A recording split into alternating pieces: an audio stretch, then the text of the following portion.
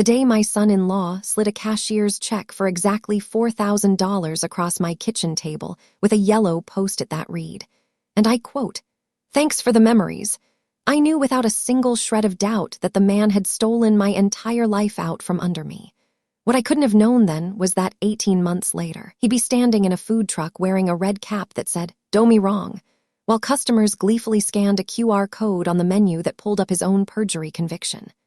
But to get there, I had to become a forensic accountant, a lock-picking silent partner, and a woman who played dead to catch a predator. My name is Marta Kowalski, and at 56 years old, I had spent 3 decades as a bookkeeper for a mid-size tool and dye shop on the industrial South Side, a place where the air always smelled of cutting oil and hot steel. I could close a monthly ledger to the penny in under an hour, and I knew the exact pressure a ballpoint pen needed to leave a clean carbon copy on a 3-part purchase order. I never imagined I'd empty my entire $75,000 401k to buy a 2003 Bluebird school bus with a leaky roof, a seized alternator, and a horn that honked whenever you touched the brake pedal, then spend 6 months ripping out 36 green vinyl seats with a hacksaw and a breaker bar, welding a griddle station where the emergency exit used to be, and wrapping the hull in a custom mural of dancing pierogi painted by a muralist who accepted payment in borscht. But my mother, Zofia, had died that winter, and I was drowning in a grief so heavy that the only thing that kept my hands moving was the muscle memory of her recipes. My son-in-law, Derek, with his startup grin and his relentless talk of scalability, convinced me we could build something lasting. He was married to my only daughter, Emily, and I had always told myself I'd give them whatever I could scrape together. So I became the operations brain, the silent 50% owner, while Derek handled the line and the local TV charm. I made one unbreakable rule. Every agreement would be notarized, witnessed, and locked in my safety deposit box at First Federal, because my mother, who had survived a business partner's betrayal in 1960s Krakow, drummed into me that paper is stronger than promise. That obsessive paper trail would later be the hinge upon which my entire revenge swung. My daughter, ever the quiet architect of his grand visions, told me over Sunday dinner that I was just being paranoid. I should have listened to my own spine. The day after my mother's funeral, while I was still wearing the same black dress I'd slept in, Derek and Emily showed up at her little bungalow with a roll of contractor bags and an agenda. They were there to help me sort through the clutter, but I could see the hunger in Derek's eyes as he scanned her china cabinet and her collection of Polish pottery, his fingers twitching toward a hand-painted balslow-like teapot. Emily was brisk and efficient, directing me away from the kitchen while she filled bags with old towels and expired spices, her voice a clipped, managerial monotone. I was too hollow to argue, drifting from room to room while they made decisions about my mother's life. At some point, I wandered into the pantry, a narrow closet that still smelled of dried mushrooms and the faint vanilla of her yearly Christmas cookie bake. A small wooden recipe box sat on a shelf next to a jar of dried dill that was older than I was. The box was simple, pine with a burned and floral border, the varnish worn to a soft mat at the corners from decades of my mother's thumbs. I reached for it, and Emily's hand closed over mine before my fingers touched the lid. She said, "Mom, that's just her old junk. Nobody wants a bunch of stained cards. Let it go." Her grip was surprisingly strong, and she pried it from my fingers, the edge scraping my knuckle, before dropping it into a black trash bag already wet with coffee grounds and eggshells. I didn't have the strength to fight her. But late that night, after they'd gone, I drove back to the house in the dark, my headlights catching the reflective strip on the trash bin by the garage. I pulled the bag out, the plastic cold and slick with condensation, and carried it into the kitchen. My hands shook so badly I could barely untie the drawstring, my nails catching on the knot. The bag was heavy, and it smelled of damp refuse, but I dug through layers of paper towels and apple cores until I found the box, one corner soaked through with brown liquid from a burst coffee filter. I sat on the cold kitchen floor, the linoleum biting through my dress, and lifted the lid. The familiar smell of cardamom and old paper hit me so hard I nearly choked, a scent I hadn't realized I'd been missing my entire adult life. I flipped through my mother's careful handwriting, each card a piece of her soul. Pierogi ruski, kapusta, 2 kinds of makałajk. The ink was faded in places, smudged with butter stains from her thumb, and some cards had little pencil notes in the margins like, "Too much salt," or "Ask Hania for better cheese." At the very back, tucked behind a yellowed index card for lazy pierogi casserole, I found a card she had clearly written in her final months, the letters wobbly but distinct, the pen pressing hard in some spots and barely grazing the paper in others. "Marta, that boy Derek has hungry eyes. He will try to eat everything you own. Trust the paper, never the smile. Save yourself." I clutched that little card until the edges bit into my palm, the cardboard damp and fragile. She had seen it. My mother had seen it from her deathbed, and she'd left me a lighthouse. Before I continue this story, let me know where you're watching from in the comments below. Hit like and subscribe if you believe that no amount of money is worth selling your soul, especially when a family recipe is on the line. Now, back to the fight. I poured my grief into the bus. Every morning at 5, I was in the gravel lot behind my apartment, sanding rust off the wheel wells with an orbital sander that made my hands numb, smearing roofing tar on the leaky seams with a putty knife, and teaching myself to weld with a used Lincoln flux core machine I bought from Craigslist for $240. The first few tries I blew holes through the sheet metal because I didn't understand heat settings, and I spent an entire afternoon grinding down lumpy beads until my shoulders ached. But I kept at it, watching old YouTube videos from a welder in Oklahoma who talked about puddle control like it was a meditation. I burned through 3 spools of wire, each one a lesson in patience. My bookkeeper's brain mapped the kitchen flow like a ledger. Stainless prep table left, steam well center, 3 basket deep fryer right, all powered off a 50-amp shore power inlet. I wired myself using a diagram I still remembered from my father's rental units, tracing the circuits with a multimeter to ensure the load balance wouldn't trip the main every time someone ran the griddle and the fridge simultaneously. The first time I fired up the griddle and dropped a test pierogi onto the seasoned steel, the butter sizzled, and the smell filled the entire bus, and I sat down on a milk crate and cried for 20 minutes. It smelled like my mother's kitchen on Christmas Eve. I named the truck Busy as Buns after the Polish word for grandmother, and we opened for business in a church parking lot with a single hand-painted sign and a menu of 5 fillings. The first few months were a grind of farmers' markets and street fairs, setting up a 10x10 pop-up canopy in the rain, shivering through early spring mornings when the only heat came from the griddle's pilot light. But our pierogi developed a cult following. I worked the griddle while Derek ran orders and flirted with every local food blogger who walked by. He was good at that part, flashing a smile that reminded me of a realtor on a bus bench. I didn't mind. I was content to be the engine, the woman who woke at 3 to proof dough and caramelize onions in a 5-gallon pot. My mother's recipe for sauerkraut and mushroom, a slow, braised, tangy umami bomb wrapped in a dough so tender it nearly melted, started getting mentions on social media. By our 8th month, we had a regular line that stretched past the Porta Johns at the downtown market. Then one Tuesday, a producer from the city's morning news show, a cheerful woman named Tiffany who had eaten 3 potato and cheese pierogi in under 4 minutes, called to do a breakfast segment on hidden food truck gems. Derek took the call, and I let him. He wore a crisp apron, shaved that morning, and smiled into the camera while I stayed behind the truck, elbow deep in a tub of sauerkraut filling, listening to his voice echo off the buildings. He called my mother's sauerkraut and mushroom pierogi the Vatican of dumplings, and the clip went viral. Within 2 hours, it had 40,000 views, and my phone started buzzing with orders for catering. That 3-minute segment tripled our foot traffic overnight. Within 10 days, a national fast casual chain called Harvest Table Concepts reached out with a buyout offer. They loved our brand, our origin story, and especially the recipes, which their R&D chef described as emotionally resonant with scalable flavor profiles. After 3 rounds of negotiation held in a conference room with floor-to-ceiling windows and a bowl of green apples that nobody touched, the number landed at $450,000. I remember standing behind the truck, flour up to my elbows, calculating that I could pay back my retirement account, put a down payment on a little cottage near a lake, and still have enough to help Emily with a house. Derek hugged me so hard my ribs cracked, and I let myself believe the lie. 2 days after he shook hands with their acquisitions VP, he sat me down at my own kitchen table, the same table where my mother had taught me to pinch pierogi edges when I was 7. He slid a manila folder across the laminate. Inside was a freshly filed certificate of amendment that restated the LLC's ownership, listing Derek Chen as the sole member.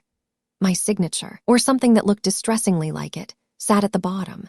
My stomach dropped through the floor. I'd been staring at forgery for 30 years in audit files, tracing altered expense reports and fake receipts, and I saw it immediately. The loop on the K in Kowalski was too round, a perfect circle rather than the slightly flattened oval my hand naturally makes, a shape I knew from signing thousands of checks. The tail on the was missing the tiny forward flick I'd acquired from years of signing, with a leaky ballpoint that left a small dot of excess ink at the end of each stroke. The baseline wavered, the pressure was inconsistent, and when I held it up to the light, I could see the faintest ghost of a pencil guide beneath the ink, a scaffolding of graphite lines that a natural signature never needs. It was a traced signature, painstakingly lifted from an old health department application. I recognized the original document immediately because I remembered signing it in a rush while standing in line at the permit office, and I had bungled the date, writing 02/14/2021, when it was actually February 15th. That same bungled date, the incorrect 14, was now replicated in the forgery, a detail so small it took my breath away and made the cold air in the room feel like a physical weight. Derek leaned back and said, "Look, you were a great silent partner, Marta, but the brand needs a clean cap table and I'm the face. So here's $4,000 for your initial contribution. Call it a thank you." The vultures circled instantly. Emily walked in from the hallway, arms folded, and added, "Mom, stop being dramatic. Derek and I need this for our future. You just blow it on another rundown bus." I felt the world tilt, the edges of my vision graying. That evening, after they'd left with the folder and my stunned silence, I drove to First Federal in a fog, the streetlights blurring. In the safety deposit box, I found the original notarized partnership agreement, its ink still dark, its jurette page bearing the clear stamp and signature of Judge Marion Wells, a retired family court judge and lifelong friend of my mother's who had witnessed the signing in my mother's hospital room. I had placed it there the day we signed it, because my mother's voice echoed in my head every time I looked at a filing cabinet. Paper is stronger than promise. In the week that followed, Derek and Emily launched a saturation campaign of sugary concern. They called 3 times a day at 8 a.m., noon, and 6 p.m., like a work schedule, their voices dripping with sympathy. They showed up unannounced with chicken soup from a deli and fresh baked rye bread, sitting on my couch and patting my hand. Emily started peppering neighbors with whispers about my memory lapses, telling Mrs. Henderson across the street that I'd forgotten to pay my electric bill and that the lights had been shut off, a complete fabrication. Emily cornered me in my own living room, her eyes soft with a concern that didn't reach the tightness around her mouth, and said, "Mom, we just want to take care of you. Sign the release so Derek can finalize the harvest deal, and we'll move you into our guest suite rent-free. You won't have to cook ever again." The release she pushed toward me was a 7-page indemnification agreement drafted by a strip mall paralegal, printed on cheap copy paper that already showed fold lines. It released all claims against the LLC, the buyout proceeds, and Derek personally. I scanned the clauses with a bookkeeper's speed, my eyes tracking the tiny type. Section 3. 2 waived my right to audit any past or future financials, and Section 5. 1 stated I had voluntarily relinquished all ownership interest as of the date of the forged amendment. I knew immediately that signing this would legally cement the forgery as genuine consent, an irreversible act. So I did the one thing my stubborn pride had never permitted. I played frail, foggy, and utterly compliant. I let my voice go soft and slow, the way my mother had sounded in her last weeks. "I'm so tired, sweetheart," I murmured, letting my hand tremble as I pushed the paper away. "Maybe you're right, I just need a little time." I refused to sign, but I never said no. I asked for a week to sort out my feelings, and by Saturday morning they had packed a bag and moved me into their guest room, a beige box with a foam mattress and a single window that faced the air conditioning unit. I was under the full-time watch of a daughter who had chosen her husband's balance sheet over her own mother's name, and I smiled at her as I set my small suitcase on the bed, my mind already cataloging the house's weaknesses. Living in their house was an education in accounting hell. That first night, after they'd gone to bed, I cataloged every financial tell I could see from the guest bathroom while pretending to brush my teeth. The kitchen counter held a brand new $2,000 espresso machine, a polished chrome behemoth with a touchscreen, still with the credit card receipt taped to the box showing an interest rate of 27.99%. A stack of certified letters from 3 different collections agencies was wedged behind the recycling bin, unopened, their green return receipt cards still attached. Derek's cell phone buzzed every 6 or 7 minutes while he was on business calls that he always took outside in the yard, his voice hiked up an octave with the frantic cheer of a man dodging creditors, and I could hear snatches through the sliding glass door. "I know it's late, but if you can just give me until Friday." "I'm waiting on a wire, I swear." I watched him pace past the glass, jabbing at the air, his shoulders hunched, and I knew what a man looks like when he's drowning in debt he can't outrun. The second night, I noticed Emily's car had been replaced with a leased silver Mercedes, the temporary tag still in the window, the lease paperwork visible on the passenger seat with a payment schedule that started low and ballooned in year 3. This, while my own 40-year-old recipe had just been valued at hundreds of thousands. I sat on the guest bed and wrote down every observation in a small spiral notebook I kept hidden inside the zippered lining of my suitcase. The movements of a woman who had spent decades reconciling discrepancies too small for anyone else to notice. I manufactured my first reconnaissance operation 4 days in, after carefully observing their daily patterns. Emily left for a boutique fitness class at 9 a.m. sharp, and Derek usually spent his morning pacing the backyard on the phone. I filled a glass of water from the kitchen tap, walked to the island, and deliberately tipped it onto the power strip that ran the espresso machine and the under-cabinet outlet. A sharp pop, a smell of ozone, and the whole circuit died. Derek stormed inside, jabbed the dead buttons, and swore. He had no idea where the breaker panel was. I calmly walked to the garage, past the stacked moving boxes and the boat accessories I'd later identify from a maintenance bill, and located the gray panel behind a mountain of old paint cans. I identified the tripped circuit 7 by the slight orange flag on the Siemens breaker, a tiny indicator window that had turned from black to orange, and reset it with one thumb. The kitchen hummed back to life. Derek stood there with his mouth slightly open, a bead of sweat on his temple. "How did you know that?" he asked. I wiped my hands on a dish towel and said, "I spent the 80s rewiring fuse boxes in my father's rental units. You'd be surprised how many skills a bookkeeper picks up." That was the first time I saw fear slide behind his eyes, a quick flicker that told me he was beginning to calculate how much I might actually know. It gave me a tiny, cold thread of satisfaction, and I tucked it away. After that, I became a ghost in their home. I woke every morning at 4, when the house was silent except for the hum of the refrigerator, and I worked in the guest bathroom with the door locked and a towel stuffed in the crack to muffle the light. I'd retrieved 3 trash bags of shredded documents from the bin under Derek's office desk, on the pretense of helping with recycling, the kind of cheap cross-cut shredder that leaves strips roughly a 1/4 inch wide and 6 inches long, strips long enough to reassemble if you have patience and good lighting. I spent 90 minutes a night piecing them together with Scotch tape on the cold tile floor, using a small LED flashlight I'd brought from home to illuminate the edges. I sorted the strips by color and font first. Credit card statements were printed on thin thermal paper, bank statements on heavier bond. I'd match a corner, line up a logo, then tape across the seam, building the documents row by row like a jigsaw puzzle made of betrayal. Credit card statements showed cash advances maxed to a collective limit of $62,000 across 4 cards I hadn't known he possessed, each with interest rates above 25%.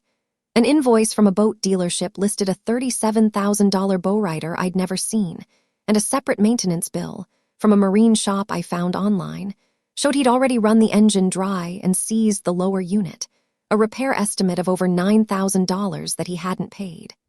The shop's final notice was printed on pink paper, the kind they send before collections. And then, on the 4th night, at around 5:30 a.m., I found the carbon of a cashier's check made out to a company called Authentic Docs LLC, dated 3 days before the forged certificate of amendment was notarized. The memo line read in Derek's handwriting, "Title Reconstitution." I felt my pulse thud in my temples, a low drumbeat. I sat on the bathroom floor, my back against the cold vanity, and stared at that little slip of carbon paper, holding it under the light until the words blurred. He had paid a professional forgery service, a digital age document mill that could lift a signature from a scan and recreate it with a plottable path. I remembered a detail from my audit continuing education course on forensic accounting. Professional forgers often use printers that embed microscopic yellow dots, a machine identification code barely visible to the naked eye, encoding the serial number and timestamp of the printer. I needed the original document, not just a photo, and I needed to examine it under magnification. I knew Derek kept his important files in a black 2-drawer lateral cabinet in his home office, the kind you can buy at any office supply store for $100. The lock was a cheap wafer model, a Comp X4 wafer, the same type I'd opened 100 times helping my husband Stefan. 30 years ago, Stefan ran a small locksmith business out of our garage, and I'd been his night assistant. I rekeyed deadbolts at the kitchen table, shimmed open lockboxes for forgetful customers, and learned to feel the almost imperceptible click of a wafer setting into place. I still carried his old Sparrow's tension wrench, a slim stainless steel piece with a slight bend at the tip, and a short hook picking a false seam of my purse, a habit I'd kept not for any practical reason, but because the weight of the tools reminded me of him. One evening, when Derek and Emily told me they were going to a celebratory dinner at a steakhouse, I waited until their taillights cleared the driveway and the automatic garage light clicked off. I counted to 60, then walked into the office, closing the door behind me. I knelt in front of the cabinet, my knees on the thin industrial carpet, and slid the tension wrench into the bottom of the keyway. I applied gentle clockwise pressure with my left thumb, just enough to bind the wafers, and with my right hand I dragged the hook across them like I was stroking the tines of a comb. The second wafer bound with a faint click that I felt through the wrench, a tiny vibration. I lifted it slightly and felt the core rotate a fraction of a degree, a give that told me I'd set it correctly. The third and fourth set easily, but the fifth wafer was sticky, likely gummed up with years of household dust. I increased tension, just a little, and rocked the pick gently while probing the wafer, feeling it grind against its spring before it suddenly jumped into place. The cylinder turned with a soft hiss, and the drawer slid open, releasing a smell of stale paper and toner. My hands were absolutely steady, the muscle memory of 200 practice locks kicking in. Inside, behind hanging folders labeled Tax 2019 and Warranties, I found a bright orange file folder, new and crisp among the worn manila, marked simply Busy a Sale. It contained the forged certificate of amendment, printed on paper that felt slightly thicker than standard stock, a smooth finish that caught the light. I photographed it with my phone, then used a small USB microscope I'd ordered online, a gadget the size of a thumb drive that plugged into my tablet, to examine the signatures at 200x magnification. The tracing artifacts were unmistakable. Hesitation marks showing as tiny, staggered lines at every curve, consistent pressure trace lines that didn't match the variable pressure of a natural hand, where the pen speeds up and lifts slightly on upstrokes. I could see the pixelation from a digital scan, the faint, jagged edges, where a smooth signature should have been.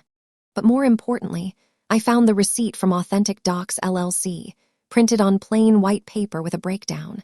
Signature trace and digital reconstruction, $1.850. Notary block simulation, $300. And then a separate document I hadn't anticipated, stapled to the back, a promissory note for a $50,000 personal loan from a hard money lender called Apex Capital, with an annual interest rate of 23%, a rate so high it qualified as predatory under state law. The collateral listed on the note was all business assets of Busy as Buns LLC, including intellectual property, recipes, and associated goodwill. The borrower was listed as the LLC itself, with a personal guarantor line that bore my name, notarized with a signature that was not my own. The notary's stamp was from a county 3 hours away, and the date on the notarization was 4 months earlier, the same weekend I had been at the shop's holiday party, which I remembered because we'd taken a group photo in front of the bus with a Santa hat on the griddle. I had an airtight alibi.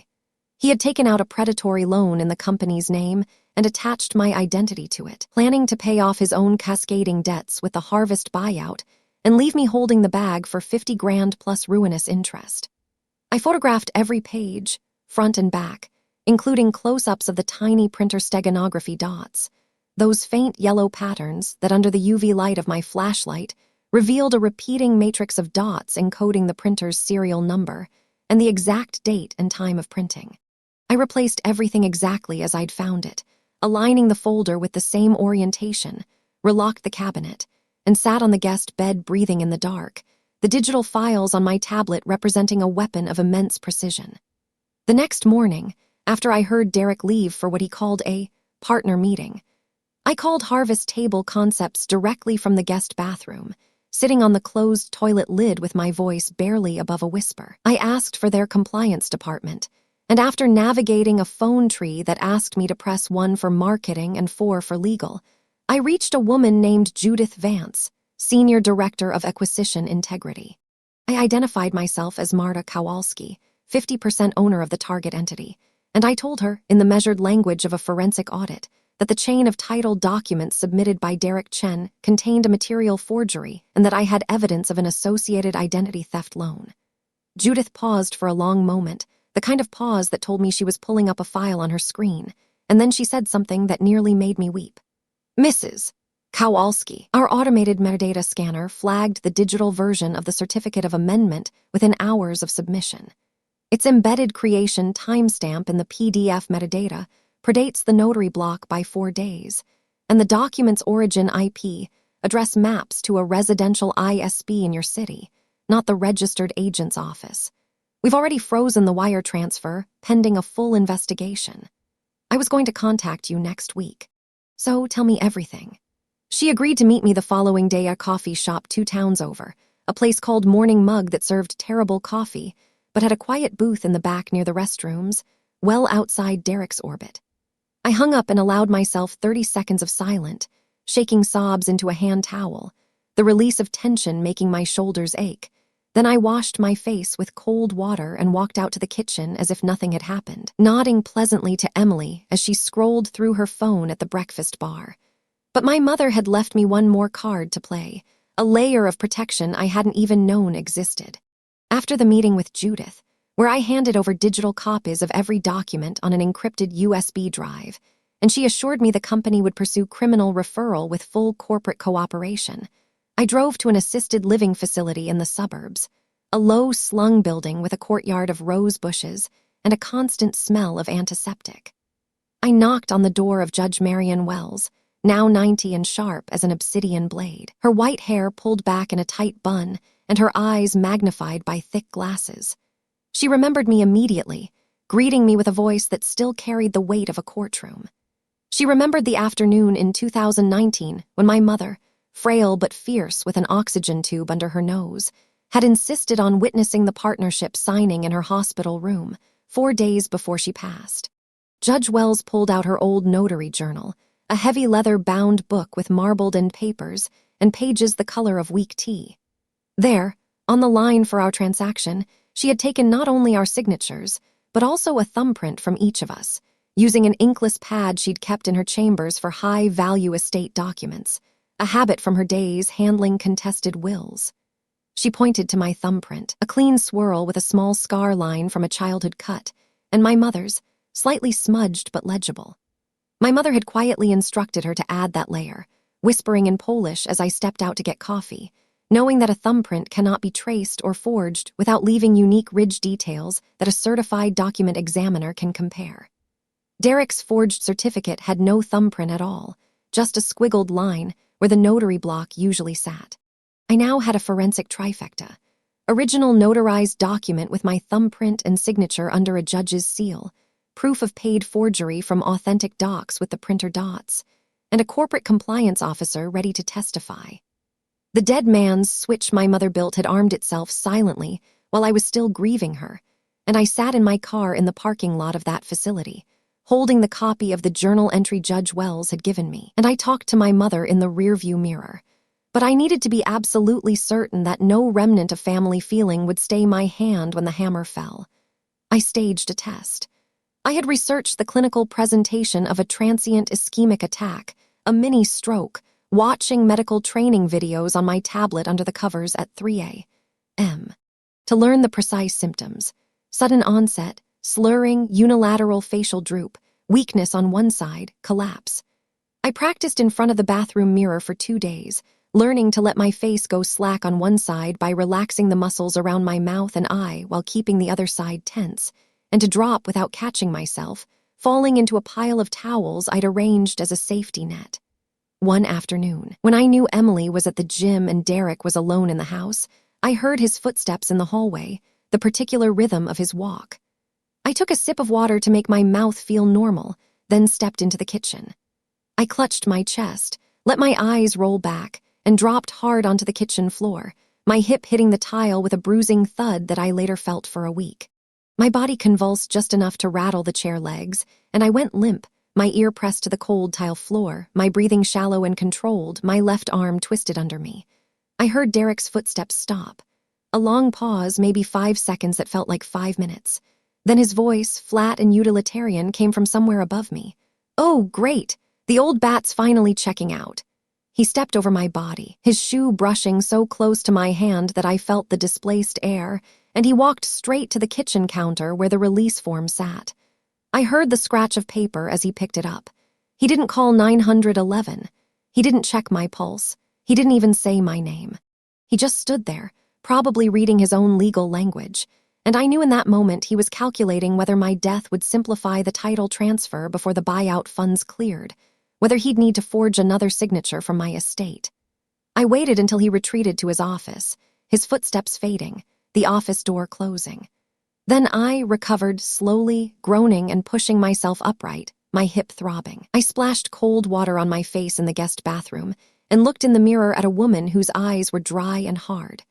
Whatever love I had saved for my daughter died that afternoon too, because Emily texted him 10 minutes later, and when he showed her his phone, her reply came back in a bubbling text tone. Through the wall, I heard them both laugh, a tinny, distant sound that was the most intimate betrayal of all. I was a liability to be managed, not a mother to be loved. That night, I extracted the audio file from my phone, having secretly started a voice recording app the moment I stepped into the kitchen. I saved it to 3 separate cloud accounts and emailed it to Judith with a one-line subject: "Exhibit for the jury." Judith and I designed the end game like a financial sting operation, a choreography of legal pressure and timing. The Harvest Table legal team, at her direction, sent Derek an email on letterhead, requesting an in-person signing to finalize the disbursement and satisfy internal compliance audit requirements at their local attorney's office, a glass tower downtown on the 28th floor. They insisted that all original members be present, a clause they knew Derek couldn't refuse without raising suspicion. Derek was practically vibrating with greed when he got the email. He bought a new suit, a charcoal gray off the rack that still had the basting stitches in the vents, and he practiced his signature in the air with a pen while watching television. He told me, with a smile that never touched his eyes, "This is going to change everything for Emily and me." On the morning of the meeting, Emily dressed me like a prop, smoothing the collar of my cardigan and picking a piece of lint from my shoulder, saying, "Just sign where they tell you, Mom, then we can all move on." They walked me into the conference room, a long table of polished oak with a view of the river and the city skyline. Judith sat at the head, flanked by a man in a gray suit I recognized from her description as a certified forensic document examiner retained by the firm, and 2 quiet people in the corner, a man and a woman in plain clothes who were detectives from the county's financial crimes unit. Derek laid out his folder with a flourish, the forged certificate on top, and pushed a Montblanc pen toward me, its gloss catching the window light. "Just your autograph on the release acknowledgement, Marta, and we'll have you home by noon." I picked up the pen. I looked at him, at the eagerness in his face. I looked at Emily, whose features were tight with impatient expectation. I said, very quietly but clearly, "The only thing I'll sign today is a sworn affidavit for the assistant district attorney." I reached into my bag, the same worn leather satchel I'd carried to the shop for 20 years, and pulled out my original notarized partnership agreement, the one with Judge Wells' embossed seal and the thumbprint block, and placed it on the oak table beside his forgery. The document examiner didn't need a speech. He adjusted his glasses, flipped on a small high-intensity lamp, and began calling out points of comparison in a calm, pedagogical voice while the detectives leaned forward. "Fluid line weight, consistent pen pressure, Absence of tracing artifacts. On the question document, I'm seeing hesitation marks, pen lifts in the middle of letter forms at the O and A, and a static trace pattern consistent with a backlit guide. He switched to a UV wand, revealing that the ink on the forged document fluoresced a pale blue because it was a standard office supply ballpoint containing optical brighteners, while my original signature had been made with a bottle of Waterman's black fountain pen ink I'd used since 1994, which absorbs UV rather than reflecting it. He then produced a magnified digital image on a tablet, showing the printer steganography dots arranged in a grid pattern that decoded to a specific printer serial number and a timestamp of 9:47 p.m. on a Tuesday night, 5 days before the notary block claimed it had been executed in a lawyer's office. Derek's face went through 5 shades of collapse, from confusion to white shock to a red flush of rage. Emily shrieked, "You selfish old witch, you're going to ruin us." Judith simply nodded, and the 2 detectives stood up, their badges clipped to their belts. They arrested Derek for felony forgery, attempted grand theft, and identity theft, reading him his rights while he sputtered about misunderstandings, and his shirt collar wilted. After a brief interview in the hallway, in which Emily tried to claim the release was just a formality, she was charged as an accessory for knowingly presenting the forged release and for her text messages, which the detectives had already subpoenaed, demonstrating her awareness of the fraudulent loan and the forgery timeline. As the cuffs clicked around Derek's wrists, the sound sharp in the silent room, he turned to me with a face like spoiled milk and spat, "You'll regret this forever." I set my bag on my shoulder, felt the weight of my mother's recipe card in the inner pocket, and said, "I already regret the 4 years I let you near my mother's recipes." The legal aftermath was methodical and deeply satisfying. The district attorney had so much forensic evidence, from printer metadata to the authentic docs receipt to Judge Wells' thumbprint journal, and my recorded audio of Derek stepping over my body and calling me an old bat. That Derek's public defender, a harried young man with an overstuffed briefcase, advised an immediate plea during the preliminary hearing.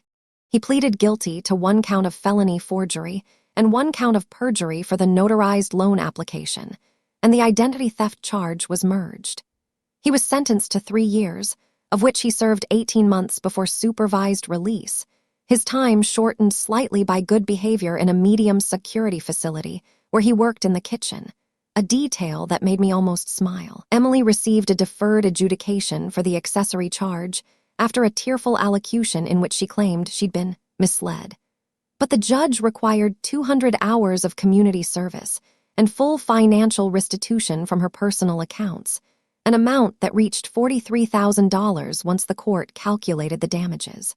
That restitution wiped out the leased Mercedes, which was repossessed in the middle of the night, and left her living in a 1-bedroom studio apartment in a building with a broken elevator. Harvest Table Concepts, impressed by the integrity of my documentation and the quiet professionalism of my records, reinstated the original partnership and offered me a much smaller purchase of just the recipe licensing rights, which I declined after careful thought. I had a better idea. As part of the civil suit, I filed for intentional infliction of emotional distress and conversion of property. I petitioned the court for a highly specific settlement demand.